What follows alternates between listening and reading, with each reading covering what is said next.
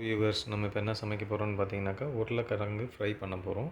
இப்போ இதுக்கு பார்த்தீங்கன்னாக்கா, நான் ஒரு 5 உருளைக்கிழங்கு எடுத்திருக்கேன். ஒரு வெங்காயம் ஒன்று சின்னது எடுத்திருக்கேன். பூண்டு தட்டி வச்சு எடுத்திருக்கேன். இப்போ அடுத்து என்ன பண்ணுறதுன்னு பார்ப்போம். இப்போ பாருங்கள், நான் உருளைக்கிழங்கை ஃபுல்லாக நல்லா பொடி பொடியாக கட் பண்ணி வச்சுருக்கேன். ஒரு வெங்காயத்தை பொடி பொடியாக கட் பண்ணி வச்சுருக்கேன். பூண்டு தட்டினது எடுத்து வச்சுருக்கேன்.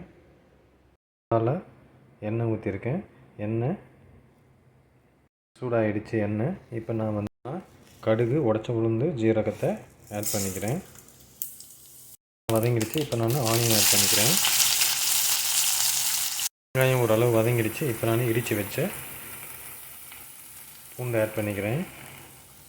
வெங்காயமும் பூண்டும் நல்லா வதங்கிடுச்சு. இப்போ நான் கட் பண்ணி வச்சுருக்க உருளைக்கிழங்கு ஃபுல்லாக ஆட் பண்ணிக்கிறேன்.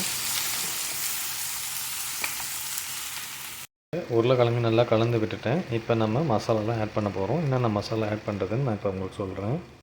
உப்பு, அப்புறம் மஞ்சத்தூள், அப்புறம் ஒரு மிளகாத்தூள், அப்புறம் பெப்பர், இதை மட்டும் ஆட் பண்ணியிருக்கேன். இப்போ நல்லா கலந்து விட்டுக்கிறேன்.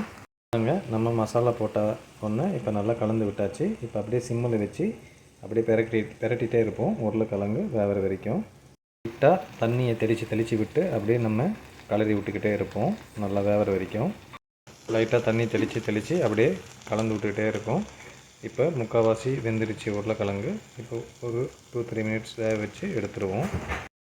இப்போ பாருங்கள், உருளைக்கிழங்கு நல்லா வெந்துடுச்சு. நீங்களும் இதே மாதிரி உருளைக்கிழங்கு ஃப்ரை பண்ணி பார்த்துட்டு எப்படி இருந்துச்சு அப்படின்ட்டு கமெண்ட் பண்ணுங்கள். இந்த வீடியோ உங்களுக்கு பிடிச்சிருந்தால் லைக் பண்ணுங்கள், ஷேர் பண்ணுங்கள், என்னோடய சேனலை சப்ஸ்கிரைப் பண்ணுங்கள். தேங்க்யூ ஃபார் வாட்சிங்.